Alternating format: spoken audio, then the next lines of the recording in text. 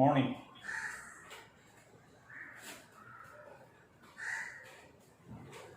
നിങ്ങൾക്ക് ഏതൊക്കെ ഏതൊക്കെ ചാപ്റ്ററാ പഠിപ്പിച്ചതെന്നൊന്നറിയാമോ?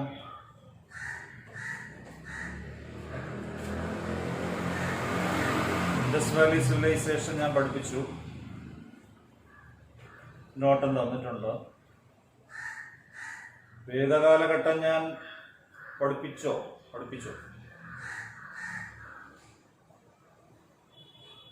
കേൾക്കാൻസർ പറയാൻ പറ്റത്തില്ലേ? അങ്ങനെയാണെങ്കിൽ ഇന്നൊരു പുതിയ അധ്യായം തുടങ്ങാനാണ്, ഇല്ലെങ്കിൽ നിങ്ങൾ അറിയിക്കണം. മൗര്യ സാമ്രാജ്യം.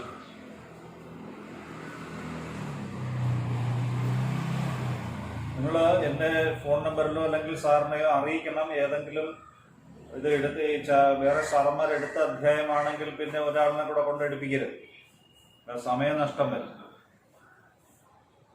മൗര്യ സാമ്രാജ്യം ആരും എടുത്ത് കാണില്ല എന്ന് ഞാൻ വിശ്വസിക്കുന്നു. സെക്കൻഡ് ഇയറിലെ ഏറ്റവും പ്രാധാന്യമേറിയ അധ്യായമാണ് മൗര്യൻ ഡൈനാസ്റ്റി. മൗര്യൻ ഡൈനാസ്റ്റി എന്ന് പറയുന്ന അധ്യായം, അതിന്റെ പ്രാധാന്യം എന്താണെന്ന് ചോദിച്ചാൽ, ഇന്ത്യയുടെ സിസ്റ്റമാറ്റിക് ആയിട്ട് വരുന്ന ഫസ്റ്റ് ഡൈനാസ്റ്റിയാണ്. നിങ്ങൾ ഇൻഡസ് വാലി സിവിലൈസേഷൻ കണ്ടതാണ്, മൺമറഞ്ഞു കിടന്ന ഭാരതീയ സംസ്കാരത്തിന്റെ അടിത്തറ. അതിനുശേഷം നിങ്ങൾ കണ്ടത് വേദകാലഘട്ടമാണ്, വേദിക് പീരീഡ്. അവിടെ നമുക്ക് ഒരുപാട് സോഴ്സസുകളെ കുറിച്ച് നമ്മൾ പഠിച്ചതാണ്. വേദം, ഫോർ വേദാസ്, ഉപനിഷത്ത്, ആരണ്യക, ഇങ്ങനെ ഒത്തിരി പഠിച്ചതാണ്. അതിനുശേഷം യഥാർത്ഥത്തിൽ വരുന്ന അധ്യായങ്ങളിൽ പ്രാധാന്യമുള്ളതെന്ന് പറയുന്നത് 16 മഹാജനപദാസ് എന്ന് പറയും. 16 മഹാജനപദങ്ങൾ. ആദ്യം ഉണ്ടായ ഇന്ത്യയിലെ കൊച്ചു 16 രാജ്യങ്ങളാണ്. അതിലേറ്റവും പ്രാധാന്യമുള്ള രാഷ്ട്രമായിരുന്നു മഗധ. ഈ മഗധയാണ് പിന്നെ വലിയൊരു സാമ്രാജ്യമായി മാറുന്നത്, മൗര്യൻ ഡൈനാസ്റ്റിയായി മാറുന്നത്. The first systematic dynasty in India ഏതാന്ന് ചോദിച്ചാൽ മൗര്യൻ ഡൈനാസ്റ്റിയാണ്. ആദ്യമേ നമുക്ക് ഈ അധ്യായത്തിൽ എന്തൊക്കെ പഠിക്കണം എന്നുള്ളതാണ് നമ്മളെ ഏറ്റവും പ്രാധാന്യമുള്ള പോലെ. ഈ അധ്യായത്തിൽ നമുക്ക് എന്തെല്ലാം പഠിക്കണം? ആദ്യമായിട്ട് ഓർമ്മിച്ചിരിക്കേണ്ടത്, ഈ ഡൈനാസ്റ്റിയെ കുറിച്ച് നമുക്ക് അറിവ് എവിടെ നിന്ന് ലഭിക്കുന്നു, അതിനെയാണ് sources of information. Sources of information എന്നുള്ളതാണ് first point.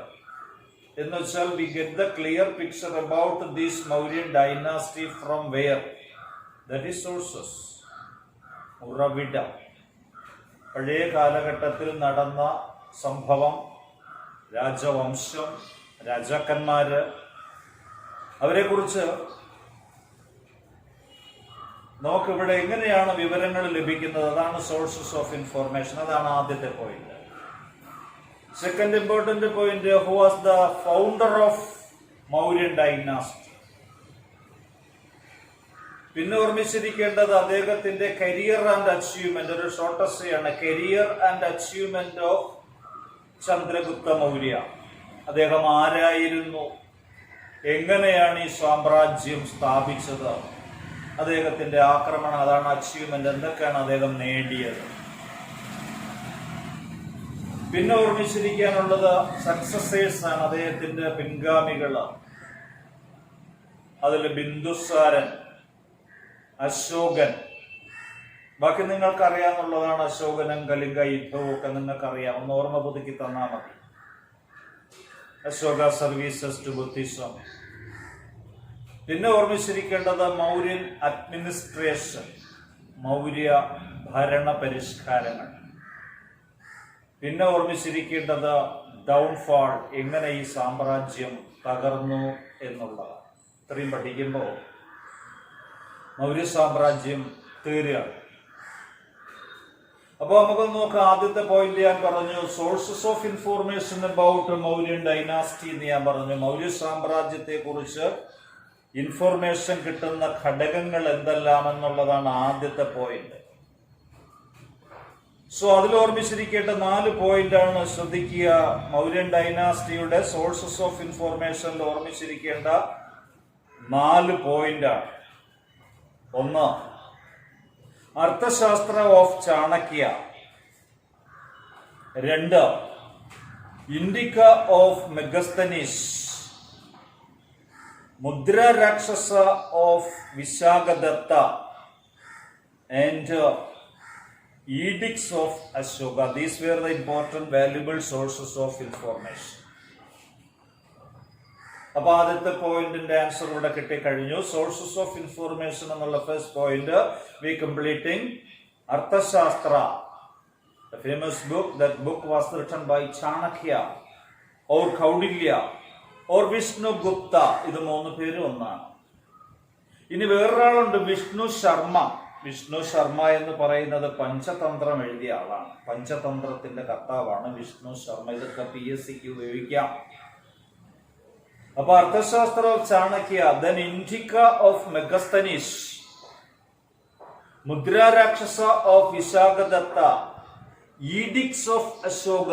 Aedes of Ashoka എന്ന് വെച്ചാൽ അശോക ശിലാശാസനങ്ങൾ. അശോകൻ തന്റെ സിദ്ധാന്തങ്ങൾ ബുക്പാറകളിലും തൂണുകളിലും ഒക്കെ കൊത്തിവെച്ചിരുന്നു ബുദ്ധമതത്തിന്റെ പ്രചരണാർത്ഥം.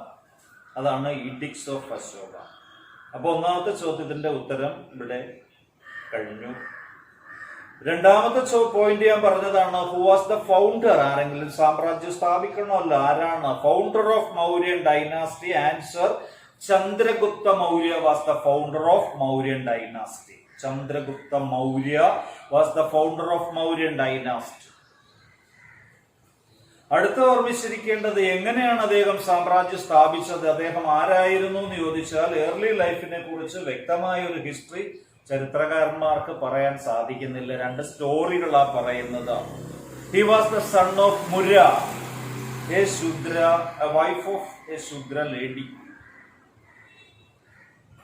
ഒരു മുര എന്ന ശൂദ്ര സ്ത്രീയിൽ നന്ദരാജാവിന് ജനിച്ച പുത്രനാണെന്നൊരു കഥയുണ്ട്.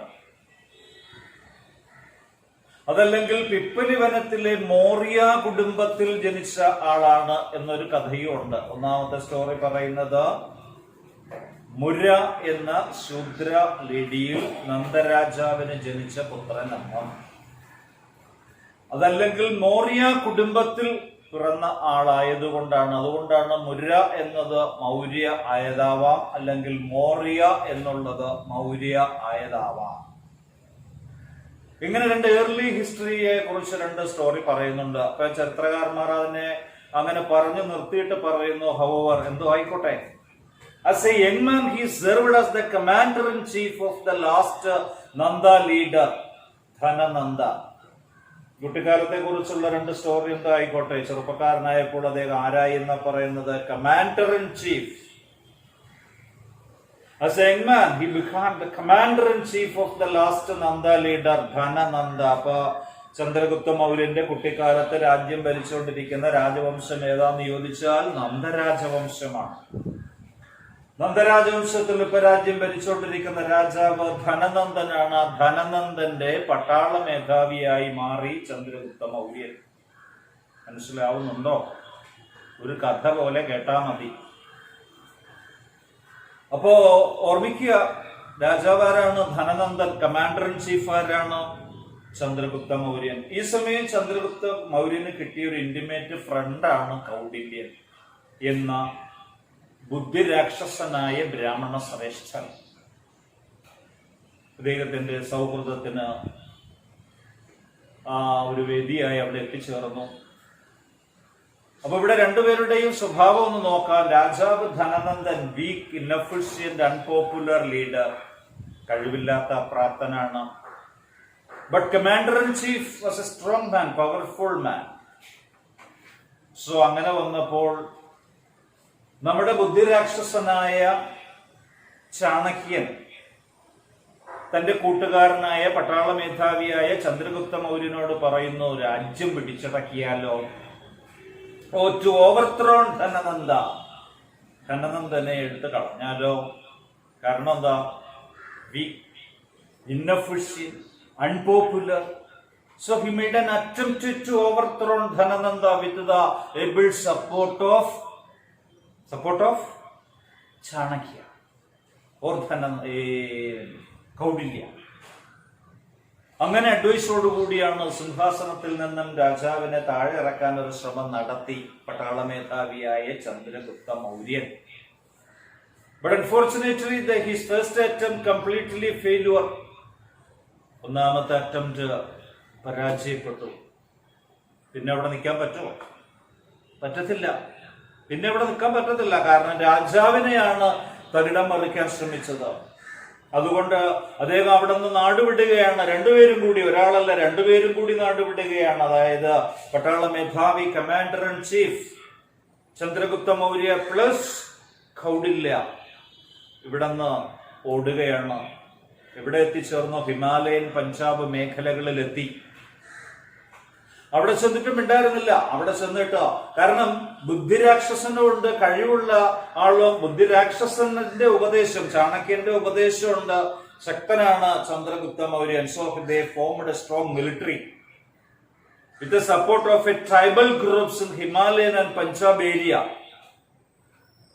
അവിടെയുള്ള ട്രൈബൽ ഗ്രൂപ്പിനെ സംഘടിപ്പിച്ച് ഒരു പട്ടാളത്തെ രൂപീകരിച്ച് വീണ്ടും ഒരു ശ്രമം നടത്താൻ എത്തുകയാണ്. The second expedition of Chandragupta Maurya against Dhanananda with the support of Chanakya. That second attempt did the highest victory. That means they defeated, killed. നമ്മളെ ധനനന്ദനെ പരാജയപ്പെടുത്തുകയും വധിക്കുകയും ചെയ്തു. എന്നിട്ട് സിംഹാസനം പിടിച്ചടക്കി. That means this is the last history of Nanda dynasty and the first stage of Mauryan dynasty. അങ്ങനെയാണ് ചന്ദ്രഗുപ്ത മൗര്യൻ സാമ്രാജ്യം സ്ഥാപിക്കുന്നത്. Capital city പാഠലിപുത്രം headquarters ആക്കിക്കൊണ്ട് സാമ്രാജ്യം സ്ഥാപിച്ചു. അപ്പോൾ ഒരു ചെറിയ സാമ്രാജ്യം മാത്രമാണ്. നെക്സ്റ്റ് അറ്റംപ്റ്റ് എന്ന് പറയുന്നത് സാമ്രാജ്യം വിശാലമാക്കുക. ശക്തനായ രാജാക്കന്മാരുടെ ലക്ഷണമാണ് continuous conquest and annexation and expanded their country. കഴിവുള്ളവരെ കൊണ്ടേ പറ്റത്തുള്ളൂ. അതാണ് പഴയ രാജാക്കന്മാരുടെ, ശക്തന്മാരായ രാജാക്കന്മാരുടെ ലക്ഷണങ്ങൾ. So Chandragupta Maurya was a strong man. He set up or he rearranged the military with the full support of military. He attacked the neighboring principalities, Kanaus, Mithila, Orissa, Punjab, Sindh. That means North Indian territories one by one easily annexed Chandragupta Maurya. അദ്ദേഹം തെളിയിച്ചു അദ്ദേഹം ശക്തനായ ഒരു ആക്രമണകാരിയാണ്, ശക്തനായ ഒരു പട്ടാള മേധാവിയാണ് എന്ന് അദ്ദേഹം തെളിയിച്ചു. അതാണ് അദ്ദേഹം നിരന്തര കണ്ടിന്യൂസ് ആയിട്ടുള്ള ആക്രമണങ്ങൾ. ഇത് കണക്ക് കാലങ്ങൾ കഴിഞ്ഞു, വർഷങ്ങളൊക്കെ കഴിഞ്ഞപ്പോ, ഒരുപാട് വർഷങ്ങൾ കഴിയുമ്പോൾ ഫ്രാൻസിൽ അങ്ങനെ സംഭവിച്ചിട്ടുണ്ട്. നെപ്പോളിയൻ എന്നറിയപ്പെടുന്ന ചക്രവർത്തി ശക്തനായ ആക്രമണകാരി ഏകാധിപതിയായിരുന്നു. രാജാക്കന്മാർ, അതായത് ഇങ്ങനെയാണ് ചരിത്രത്തിൽ പറയുന്നത്, മറ്റുള്ള രാജ്യങ്ങളിലെ രാജാക്കന്മാരുടെ സിംഹാസനങ്ങൾ ഇവിടെ നെപ്പോളിയന്റെ കൊട്ടാരത്തിലെ കുട്ടികളുടെ കളിപ്പാട്ടങ്ങളായിരുന്നു എന്നാ പറയുന്നത്. എന്താ വെച്ചാൽ അത്ര ശക്തനായിരുന്നു. നത്തിങ് ഈസ് ഇമ്പോസിബിൾ എന്നായിരുന്നു അദ്ദേഹത്തിന്റെ ഫിലോസഫി. അതുപോലെ നമ്മുടെ ചന്ദ്രഗുപ്ത മൗര്യൻ എന്ത് ചെയ്തു? ഇന്ത്യയിലെ നോർത്ത് ഇന്ത്യയിലെ ഓരോ പ്രദേശങ്ങളും പിടിച്ചെടുത്ത് സാമ്രാജ്യം വിപുലീകരിച്ച് വിശാലമായ സാമ്രാജ്യം പടുത്തുയർത്തി. വിശാലമായ സാമ്രാജ്യം പടുത്തുയർത്തുക മാത്രമല്ല, അവിടെ നല്ലൊരു ഭരണപരിഷ്കാരവും അദ്ദേഹം കാഴ്ചവെച്ചു. He proved himself not only a conqueror but also an efficient administrative reformer. താൻ ഒരു ശക്തനായ ആക്രമണകാരി മാത്രമല്ല, നല്ലൊരു ഭരണകർത്താവ് കൂടിയാണ് എന്ന് തെളിയിച്ച ഇന്ത്യയിലെ ആദ്യത്തെ ശക്തനായ രാജാവായിരുന്നു ആരെന്ന് പറയാം? ചന്ദ്രഗുപ്ത മൗര്യൻ എന്ന് പറയാം. അഡ്മിനിസ്ട്രേഷൻ പിന്നെ എല്ലാം കൂടെ ചേർത്ത് നമുക്ക് പഠിക്കാം. ഇപ്പൊ നമ്മൾ ഓർമ്മിക്കുക, ചന്ദ്രഗുപ്ത മൗര്യന്റെ ലാസ്റ്റ് സ്റ്റേജ് വാർദ്ധക്യം പിടിപെട്ടപ്പോൾ അദ്ദേഹം എന്താ ചെയ്തതെന്നറിയോ? സ്വയം സിംഹാസനം പുത്രനെ ഏൽപ്പിച്ചു. ഇന്നത്തെ ആൾക്കാരെ കണക്കല്ല, മരിച്ചാലും കസേര വിട്ടുകൊടുക്കുന്ന രീതി ആയിരുന്നില്ല പഴയ രാജാക്കന്മാർ. ചന്ദ്രഗുപ്ത മൗര്യൻ എന്താ ചെയ്തേ? സിംഹാസനം പുത്രനെ ഏൽപ്പിച്ചു, ബിന്ദുസാരനെ ഏൽപ്പിച്ചു. എന്നിട്ടോ he accepted Jaivism. He accepted Jainism, then he went into Shravanabelgola, the headquarters of Jain religion. He went into Shravanabelgola, accompanied with a Jain saint by name Bhadrabahu. ഭദ്രബാഹു എന്നറിയപ്പെടുന്ന ഒരു ജൈനമത സന്യാസിയോടൊപ്പം മൈസൂറിലെ ശ്രാവണബെൽഗോളയിൽ ചെന്നിട്ട് ജൈനമതം പറയുന്ന രീതിയിൽ ബാക്കിയുള്ള കാലം കഴിച്ചു കൂട്ടുകയും ജൈനമത സിദ്ധാന്തം അനുസരിച്ച് അദ്ദേഹം എങ്ങനെ മരിച്ചു എന്നാ പറയുന്നത്, died by slow starvation.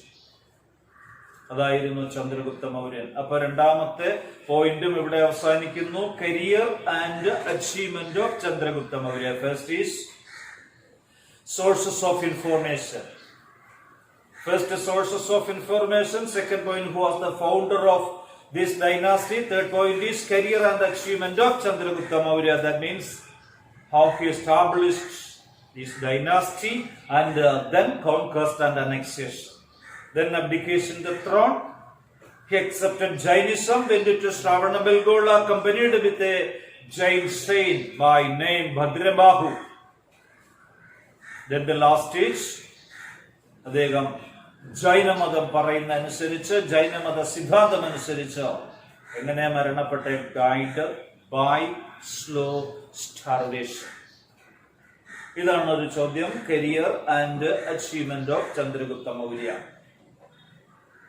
So after Chandragupta Maurya or after Chandragupta Maurya ആരാ വരുന്നതെന്ന് ഞാൻ പറഞ്ഞത്, ബിന്ദുസാരൻ.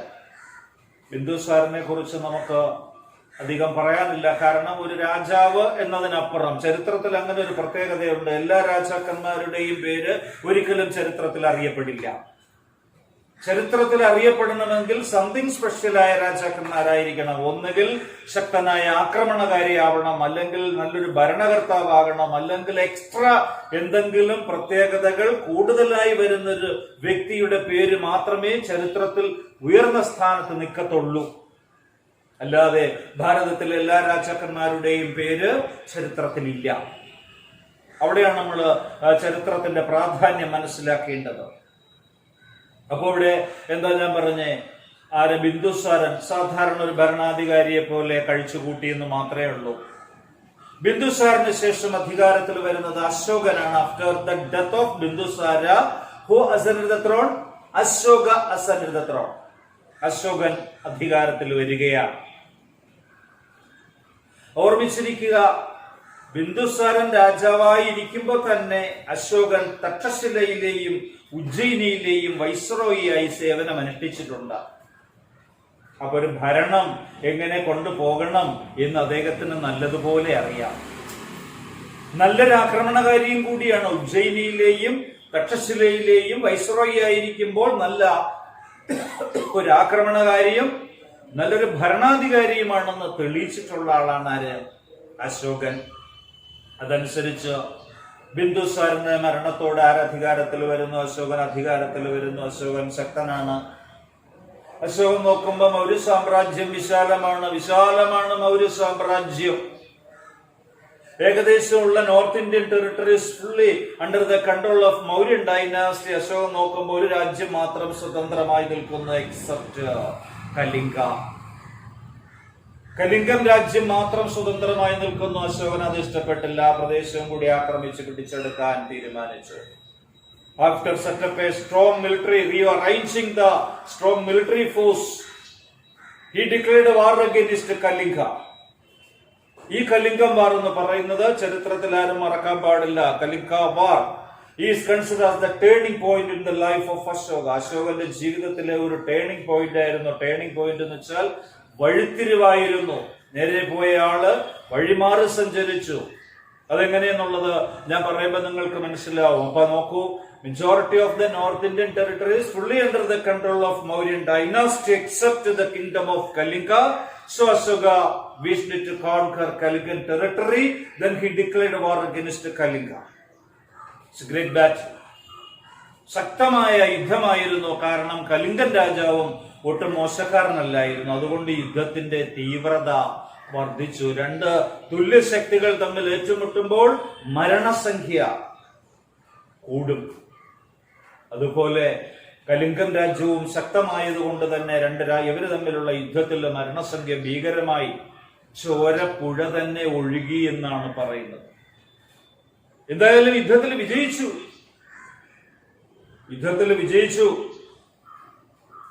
അശോകൻ ജയിച്ചു. എങ്കിലും ആ യുദ്ധക്കളത്തിലേക്ക് ഒന്ന് തിരിഞ്ഞു നോക്കി. അശോകൻ ഇതിനു മുമ്പ് ഒരുപാട് യുദ്ധങ്ങൾ ചെയ്തിട്ടുള്ള ആളാണ്, മനസ്സിലാക്കണം. ഒരുപാട് യുദ്ധങ്ങൾ ചെയ്ത് ശക്തനായ ആക്രമണകാരിയാണെന്ന് തെളിയിച്ചിട്ടുള്ള ആളും കൂടിയാണ് അശോകൻ. പക്ഷേ കലിംഗ യുദ്ധം നടന്ന് അതിൽ വിജയിച്ചു. യുദ്ധക്കളത്തിലേക്ക് അന്ന് തിരിഞ്ഞു നോക്കിയപ്പോൾ ഉണ്ടായ ചോരപ്പുഴ തന്നെ ഒഴുകി എന്നുള്ളതാണ്. അത് കണ്ട ആ അശോകന്റെ മനസ്സിനെ വല്ലാതെ അത് വേദനിപ്പിച്ചു. മനസ്സിലായില്ലേ? അദ്ദേഹം അവിടെ വെച്ച് തന്നെ പ്രതിജ്ഞ എടുക്കുകയാണ്, താനിനി ഒരിക്കലും യുദ്ധം ചെയ്യില്ല എന്ന് പ്രതിജ്ഞ എടുക്കുന്നു. അതിനുവേണ്ടി അദ്ദേഹം അഹിംസ സ്വീകരിച്ചു. അഹിംസ തന്റെ ജീവിതത്തിൽ പകർത്താൻ ശ്രമിച്ചു. അതുകൊണ്ട് തന്നെ അദ്ദേഹം എന്ത് സ്വീകരിച്ചു എന്നാ പറയുന്നേ?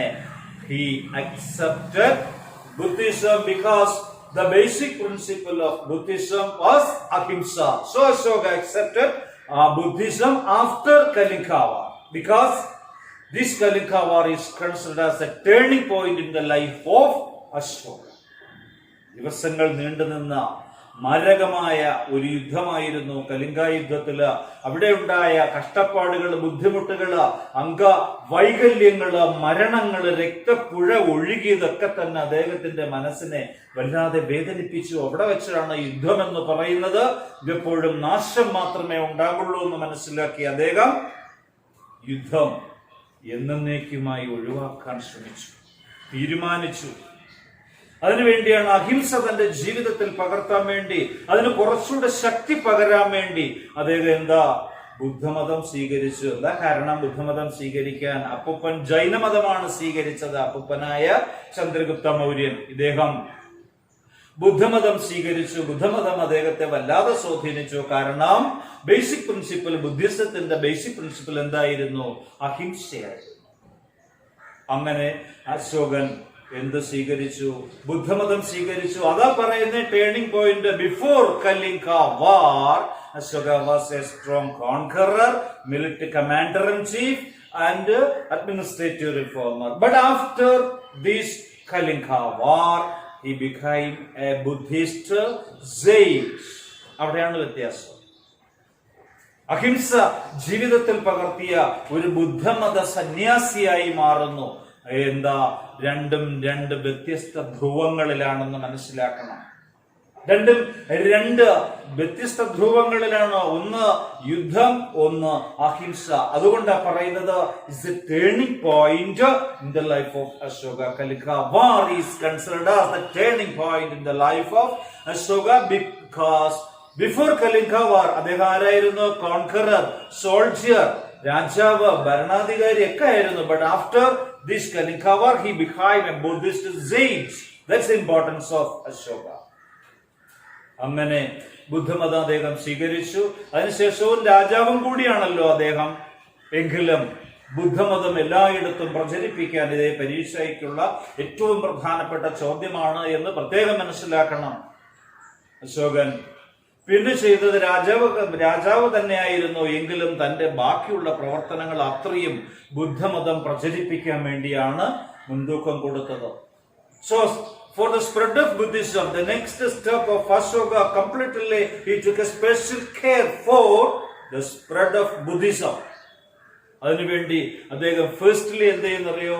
Ashoka appointed Dharma mahamatras for the spread of Buddhism. എന്താ ധർമ്മ മഹാമാത്രാസ്? ഉത്തരം അതിൽ തന്നെ ഉണ്ട്. എന്താ? ജനങ്ങളില് ധാർമ്മികത വളർത്തണം. ബോധവൽക്കരണമാണ് ഏറ്റവും പ്രധാനപ്പെട്ട ഘടകം. നമ്മൾ ഏതൊരു പ്രവൃത്തി നടപ്പിലാക്കാൻ പോകുന്നതിന് മുമ്പും ആ പ്രവൃത്തിയെ കുറിച്ച് കൂടുതൽ കാര്യങ്ങൾ മറ്റുള്ളവരെ പറഞ്ഞ് മനസ്സിലാക്കിപ്പിച്ച് അവരെ ബോധവൽക്കരിച്ചതിന് ശേഷം തുടങ്ങുകയാണെങ്കിൽ മാത്രമേ അത് വിജയിക്കൂ. അല്ലെങ്കിൽ ജനങ്ങൾക്ക് അതിന്റെ പ്രസക്തി എന്താണെന്ന് അറിഞ്ഞുകൂടാതെ വരും. നമ്മുടെ സർക്കാരുകളുടെ പ്രവർത്തനങ്ങൾ ജനമധ്യത്തിലേക്ക് ഇറങ്ങി ചെന്നില്ല എങ്കിൽ സർക്കാർ നടപ്പിലാക്കുന്ന കാര്യങ്ങൾ ജനങ്ങൾക്ക് മനസ്സിലാവില്ല. സർക്കാർ പരാജയമായി ജനം മുദ്ര കുത്തും. അതുപോലെ ജനങ്ങളെ ബോധവൽക്കരിക്കണം. അതിനുവേണ്ടിയാണ് ഫസ്റ്റ് സ്റ്റെപ്പ് എന്താ ചെയ്തത്? He appointed ധർമ്മമഹാമാത്രാസ്. ധർമ്മമഹാമാത്രന്മാർ എന്നറിയപ്പെടുന്ന ഉദ്യോഗസ്ഥന്മാരെ നിയമിച്ചു. And the next is that he appointed Buddhist missionaries for the spread of Buddhism. ബുദ്ധമതം പ്രചരിപ്പിക്കാൻ ബുദ്ധമതം മിഷണറിമാരെ അയച്ചു. What is mean by missionary? Spread of religion. Missionary എന്ന് വെച്ചാൽ മതം പ്രചരിപ്പിക്കാൻ നടക്കുന്നവരെയാണ് മിഷണറിമാർ എന്ന് പറയുന്നത്. He appointed Buddhist missionaries. എവിടെയാ? He appointed Buddhist missionaries not only in India but also external. Internal and external. അദ്ദേഹം ബുദ്ധിസ്റ്റ് മിഷണറീസിനെ അയച്ചു. Sri Lanka, Burma, Malaysia, Singapore, China, ഇങ്ങനെ തുടങ്ങിയ ഒരുപാട് രാജ്യങ്ങളിൽ അദ്ദേഹം ബുദ്ധമത സന്യാസിമാരെ അയച്ചു, ബുദ്ധമത മിഷണറിമാരെ അയച്ചു. The Sri Lankan Buddhist missionaries, controlled by his son Mahendra and his daughter Sanghamitra. Sri Lankan Buddhist ഗ്രൂപ്പിനെ നയിച്ചത് തന്റെ പുത്രനായ മഹേന്ദ്രനും പുത്രിയായ സംഘമിത്രയുമായിരുന്നു. അങ്ങനെ ബുദ്ധമതം ഇന്ത്യയിൽ മാത്രമല്ല വിദേശ രാജ്യങ്ങളിൽ ഉൾപ്പെടെ പ്രചരിപ്പിക്കാൻ അദ്ദേഹം സമയം കണ്ടെത്തി. He built a number of Buddhist monasteries in different parts of India. നിങ്ങൾ പിന്നെ +2 പഠിച്ചിട്ടുള്ളതാണ് ആയിരിക്കാം. സാഞ്ചി സ്മാരകം, സാഞ്ചി സ്തൂപം മധ്യപ്രദേശിന്റെ തലസ്ഥാനമായ ഭോപ്പാലിനടുത്തുള്ള ഖനാഖര ഗ്രാമത്തിൽ സ്ഥിതി ചെയ്യുന്ന സാഞ്ചി സ്മാരകം. That Buddhist monastery built by Ashoka. അതുപോലുള്ള ഒരുപാട് ബുദ്ധമത സങ്കേതങ്ങള് രാജ്യത്തെമ്പാടും സ്ഥാപിച്ചു. ദിസ് ബുദ്ധിസ്റ്റ് മൊണാസ്റ്ററീസ് എന്തായിട്ടും അത് പ്രവർത്തിച്ചു. It acting as an educational institutions. ബുദ്ധമതത്തെ കുറിച്ച് ജനങ്ങളെ ബോധവൽക്കരിക്കാനുള്ള വിദ്യാഭ്യാസ കേന്ദ്രങ്ങളായും അത് പ്രവർത്തിച്ചിരുന്നു. And he held a third Buddhist council at Pataliputra. രാജ്യത്തിന്റെ തലസ്ഥാനമായ പാഠലിപുത്രത്തില് 3ാം ബുദ്ധമത സമ്മേളനം വിളിച്ചുകൂട്ടി. മനസ്സിലായില്ല? അതേപോലെ തന്നെ നമ്മൾ സോഴ്സസിൽ പഠിച്ച ഈഡിക്ട്സ് ഓഫ് അശോക, ബുദ്ധന്റെ സിദ്ധാന്തങ്ങൾ അത്രയും തന്നെ പാറകളിലും മതിലുകളിലും തൂണുകളിലും ഒക്കെ കൊത്തിവെച്ചു. ബുദ്ധമതത്തെ രാജ്യത്തിന്റെ ഔദ്യോഗിക മതമായി പ്രഖ്യാപിച്ചു. മനസ്സിലായില്ല? അങ്ങനെ ബുദ്ധമതത്തിന് എന്തെല്ലാം പ്രവർത്തനങ്ങൾ ചെയ്യാൻ പറ്റൂ അത്രയും പ്രവർത്തനങ്ങൾ അദ്ദേഹം നടപ്പിലാക്കിയത് കൊണ്ടാണ് ചരിത്രത്തിൽ അശോകനെ എന്നുമെന്നും അറിയപ്പെടുന്നത്. അശോകന്റെ പേര് ഇന്ത്യ ചരിത്രത്തിൽ മാത്രമല്ല ലോക ചരിത്രത്തിലും അറിയപ്പെടുന്നത് കൊണ്ടാണ് ചരിത്രകാരന്മാർ അദ്ദേഹത്തിന് ഒരു സ്ഥാനം കൊടുത്തിരിക്കുന്നത്. എന്താ? അശോക ദി ഗ്രേറ്റ്, മഹാനായ അശോകൻ. മനസ്സിലായില്ലേ? സംതിങ് സ്പെഷ്യൽ വന്നത് കൊണ്ടാണ്. വെറും ഒരു രാജാവ് മാത്രമായിരുന്നുവെങ്കിൽ ഇത്രയും പേരും പ്രശസ്തി അശോകൻ ഉണ്ടാവില്ലായിരുന്നു. പിന്നെന്താ? യുദ്ധത്തിൽ വിജയിച്ചിട്ട്, ഒരു വലിയ യുദ്ധത്തിൽ വിജയിച്ചിട്ട് യുദ്ധക്കളത്തിൽ വെച്ച് തന്നെ താനിനി ഒരിക്കലും യുദ്ധം ചെയ്യില്ല എന്നും അഹിംസ സ്വീകരിക്കുകയും ചെയ്ത ലോകത്തിലെ ഒരേ ഒരു ഭരണാധികാരിയെ നമുക്ക് കാണാൻ സാധിക്കുള്ളൂ. അത് അശോകനാണ്. ലോകത്തിലെ ഒരേ ഒരു ഭരണാധികാരി വലിയൊരു യുദ്ധത്തിൽ വിജയിച്ചതിന് ശേഷം യുദ്ധം എന്നേക്കുമായി നിർത്തുന്നു. ദിഗ്വിജയം മാറി ധർമ്മവിജയം അക്സെപ്റ്റ് ചെയ്ത ഭരണാധികാരി. അതാണ് ചരിത്രത്തിൽ അശോകന്റെ സ്ഥാനം. അതുകൊണ്ട് അശോകനെ ഉൾക്കൊള്ളിക്കാതെ ഒരു പരീക്ഷ വളരെ അപൂർവമാണ്. കൃത്യമായും പ്രതീക്ഷിക്കാം അശോക ദ ഗ്രേറ്റ്. അങ്ങനെ അശോകന്റെ ഭരണപരിഷ്കാരം. അതിനുശേഷം അശോകന്റെ കാലഘട്ടം കഴിഞ്ഞു. സക്സസേഴ്സ് ഒക്കെ ഭരണത്തിൽ വന്നു. അവരെല്ലാം വീക്കായിരുന്നു, ശക്തന്മാരായിരുന്നില്ല. അതുകൊണ്ട് തന്നെ അവസാനത്തെ ഭരണാധികാരിയായിരുന്നത് ബൃഹദ്രഥനാണ്. Last leader of Mauryan dynasty ബൃഹദ്രഥനാണ്. ആ ബൃഹദ്രഥനെ അദ്ദേഹത്തിന്റെ പട്ടാള മേധാവിയായ പുഷ്യമിത്ര ശുംഖൻ പരാജയപ്പെടുത്തുന്നു. അത് മൗര്യ സാമ്രാജ്യം അവസാനിക്കുന്നു. This is the last history of Mauryan dynasty and next ഡൈനാസ്റ്റിയുടെ ആരംഭവുമായിരുന്നു. അതാണ് ശുംഖ രാജവംശം. ഇനി 2 പോയിന്റാണ് നമുക്കിതിൽ അറിയാനുള്ളത്. ഒന്ന് അഡ്മിനിസ്ട്രേറ്റീവ് സിസ്റ്റവും ഒന്ന് ഡൗൺഫാള്. മനസ്സിലായി കാണും എന്ന് ഞാൻ വിശ്വസിക്കുന്നു. നമുക്ക് ഓൺലൈൻ ക്ലാസ് ആണ്, സ്വല്പ സാധാ ക്ലാസ്സിനേക്കാളും സ്വല്പ സ്പീഡ് കൂടും. നോട്ടും കൂടെ ആകുമ്പോൾ തീർച്ചയായിട്ടും നിങ്ങൾക്ക് മനസ്സിലാകും എന്ന് ഞാൻ വിശ്വസിക്കുകയാണ്. ഇനി 2 പോയിന്റാണ് ഇതിൽ അവശേഷിക്കുന്നത്. ഒന്ന് അഡ്മിനിസ്ട്രേറ്റീവ് സിസ്റ്റവും ഡൗൺഫാളും. അഡ്മിനിസ്ട്രേറ്റീവ് സിസ്റ്റം എന്ന് വെച്ചാൽ കുറച്ച് കാര്യങ്ങളെ ഞാൻ പറയുന്നുള്ളൂ. കാരണം ഇന്ത്യയിലെ ഏതൊരു അഡ്മിനിസ്ട്രേറ്റീവ് സിസ്റ്റം എടുത്താലും ഏറെക്കുറെ സാമ്യമുണ്ട്. നിങ്ങൾക്ക് ഒരു അഡ്മിനിസ്ട്രേഷൻ നല്ലതുപോലെ പഠിക്കുന്ന കുട്ടിക്ക് ഏകദേശമുള്ള ഇന്ത്യയിലെ എല്ലാ രാജവംശത്തിന്റെയും അഡ്മിനിസ്ട്രേഷൻ അല്ലറ ചില്ലറ വ്യത്യാസങ്ങൾ മാത്രം വരുത്തിയാൽ എഴുതാവുന്നതാണ്. സ്വാഭാവികമായും മൗര്യൻ അഡ്മിനിസ്ട്രേഷൻ നിങ്ങൾ നോക്കിയാൽ ആദ്യം കേന്ദ്രഭരണം നോക്കാം. രാജാവ് ഭരണത്തിന്റെ സ്ഥിര കേന്ദ്രം. King was the supreme authority of the state. Benevolent leaders ആയിരുന്നു Mauryan leaders. Benevolent leaders means ദയാലുവായ സ്വേച്ഛാധിപതികളായിരുന്നു. Then administrative purpose, king was assisted by a council ministers.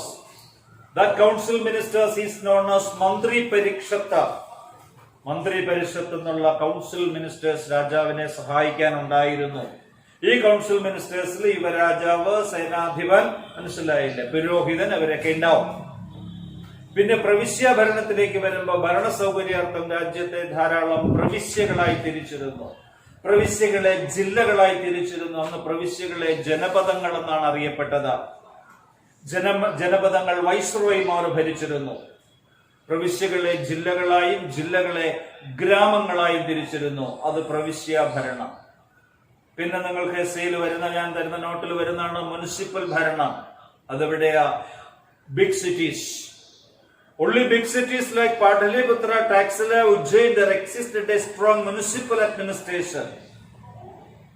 That municipal administration controlled by total 30 members. That was divided into 6 board. Each board include 5 members. അങ്ങനെ 30 പേര്. മനസ്സിലായോ? Big cities എവിടെ? ഉള്ളി big cities. വലിയ വലിയ പട്ടണങ്ങളിൽ മാത്രം, പട്ടണങ്ങളുടെ ഭരണം മാത്രം നടത്താൻ മുനിസിപ്പൽ ഭരണ സംവിധാനം ഉണ്ടായിരുന്നു. മുനിസിപ്പൽ ഭരണ സംവിധാനം നടത്തിയിരുന്നത് മൊത്തം 30 അംഗങ്ങളാണ്. ഈ 30 അംഗങ്ങളെ എങ്ങനെ തിരിച്ചിരുന്നു? 6 ബോർഡുകളായി തിരിച്ചു, 6 ഡിപ്പാർട്ട്മെന്റുകളായി തിരിച്ചു. ഒരു ഡിപ്പാർട്ട്മെന്റിൽ 5 പേര്. അങ്ങനെ ടോട്ടൽ 30 പേരാണ് ബിഗ് സിറ്റീസിന്റെ ഭരണം നടത്തിയിരുന്നത്. ഉദാഹരണം ട്രിവാൻഡ്രം കേരളത്തിലെ ബിഗ് സിറ്റിയാണ്. ട്രിവാൻഡ്രം. ആ ട്രിവാൻഡ്രം സിറ്റിയുടെ മാത്രം ഭരണം നടത്താൻ ഒരു അഡ്മിനിസ്ട്രേഷൻ ഉണ്ട്. അതാണ് കോർപ്പറേഷൻ. നെടുമങ്ങാട് ട്രിവാൻഡ്രം ജില്ലയിലെ ഒരു താലൂക്കാണ് നെടുമങ്ങാട് എന്ന് പറയുന്നത്. ആ നെടുമങ്ങാട് മോന്റെ പ്രോപ്പർ സിറ്റി ഭരിക്കാൻ ഒരു സെപ്പറേറ്റ് അഡ്മിനിസ്ട്രേഷൻ ഉണ്ട്. അതാണ് നെടുമങ്ങാട് മുനിസിപ്പാലിറ്റി. നെടുമങ്ങാട് മുനിസിപ്പാലിറ്റിക്ക് നെടുമങ്ങാട് ജില്ലയിൽ മൊത്തം അധികാരമില്ല, പ്രോപ്പർ സിറ്റിയിൽ മാത്രമേ ഉള്ളൂ. അതുപോലെ ഇവിടെയും നമുക്ക് കാണാം പാടലിപുത്രം പോലുള്ള big cities there existing a municipal administration. മനസ്സിലാവുമല്ലോ. അടുത്തത് മിലിറ്ററിയുടെ ഭരണവും സെയിം ആണ്. കമാൻഡർ ഇൻ ചീഫും അസിസ്റ്റന്റ് കമാൻഡർ ഇൻ ചീഫും നോക്കും. എങ്കിലും മിലിറ്ററിയുടെ ഭരണവും ഇതുപോലെ 30 അംഗങ്ങളുള്ള ഒരു ഭരണസമിതിയാണ് നോക്കുന്നത്. 6 ഘടകങ്ങളായി തിരിച്ചിട്ട് ഒരു ഘടകത്തിൽ 5 പേര്. മിലിറ്ററി ഭരണം അങ്ങനെ തന്നെയാണ്. ഇനി സാമ്പത്തികവും സാമൂഹികവും ഒക്കെ മതപരവും ഒക്കെ ഇന്ത്യയിൽ എല്ലാം ഒരുപോലെയാണ്. അഗ്രികൾച്ചർ പ്രധാന ജോലിയെന്നും അതേപോലെ തന്നെ ഇൻഡസ്ട്രി, ട്രേഡ് ആൻഡ് കോമേഴ്സ് ഒക്കെ തന്നെയാണ് സാമ്പത്തികത്തിൽ വരുന്നത്. സാമൂഹികമായ വലിയ പ്രശ്നങ്ങളൊന്നും ഇല്ലാതിരുന്ന ഒരു കാലഘട്ടം അത് സാമൂഹിക ഭരണം. ഇനി നമ്മൾ റിലീജിയസ് ഭരണം നോക്കുകയാണെന്നുണ്ടെങ്കിലും മതപരമായി വലിയ പ്രശ്നങ്ങളൊന്നും ഇല്ലാതെ പോയൊരു കാലഘട്ടമായിരുന്നു. ഏത് കാലഘട്ടം? ചന്ദ്രഗുപ്ത മൗര്യന്റെ കാലഘട്ടമായാലും ബിന്ദുസാറിന്റെ കാലഘട്ടമായാലും അശോകന്റെ കാലഘട്ടമായാലും. അശോകന്റെ കാലഘട്ടം വന്നപ്പോഴാണ് ഇച്ചിരി വ്യത്യാസം വരാൻ തുടങ്ങിയത്. ഏതിന് പ്രാധാന്യം കൊടുത്തു? ബുദ്ധമതത്തിന് പ്രാധാന്യം കൊടുത്തു. ഇത്രയുമാണ് അഡ്മിനിസ്ട്രേറ്റീവ് സിസ്റ്റം. ഇനി ഓർമ്മിച്ചിരിക്കേണ്ട ലാസ്റ്റ് പോയിന്റ് ആണ് ഡൗൺഫാൾ. എന്തുകൊണ്ടാണ് ഈ സാമ്രാജ്യം തകർന്നത്? എന്തുകൊണ്ട് ഈ സാമ്രാജ്യം തകർന്നു? ഒന്നാമത്തെ കാരണം successors of Ashoka weak leaders. അത് തന്നെയാണ്. അശോകന്റെ ശേഷം വന്ന ഭരണാധികാരികൾ ശക്തന്മാരായിരുന്നില്ല. 2, നല്ല രീതിയിലുള്ള ഒരു സക്സഷൻ നിയമം അവിടെ ഉണ്ടായിരുന്നില്ല. രാജാവ് ഭരിച്ചാൽ അടുത്തത് മകനാണോ അല്ലെങ്കിൽ ആരാണ് എന്നുള്ളതിനെ കുറിച്ചൊരു നിയമാവലി അവിടെ ഉണ്ടായിരുന്നില്ല. മൂന്നാമത്തെ പോയിന്റ് എന്ന് പറയുന്നത് അശോകന്റെ പങ്ക്. അത് ഒഴിവാക്കാൻ പറ്റത്തില്ല. മൗര്യ സാമ്രാജ്യത്തിന്റെ അധപ്പതനത്തിൽ അശോകന്റെ പങ്ക് നമുക്ക് മറക്കാൻ പറ്റത്തില്ല. കാരണം അശോകന്റെ പീരീഡിൽ പട്ടാളത്തെ ഡിസ്കറേജ് ചെയ്തു, മിലിറ്ററിയെ ഡിസ്കറേജ് ചെയ്തു. അഹിംസ സ്വീകരിച്ചിരിക്കുകയല്ല.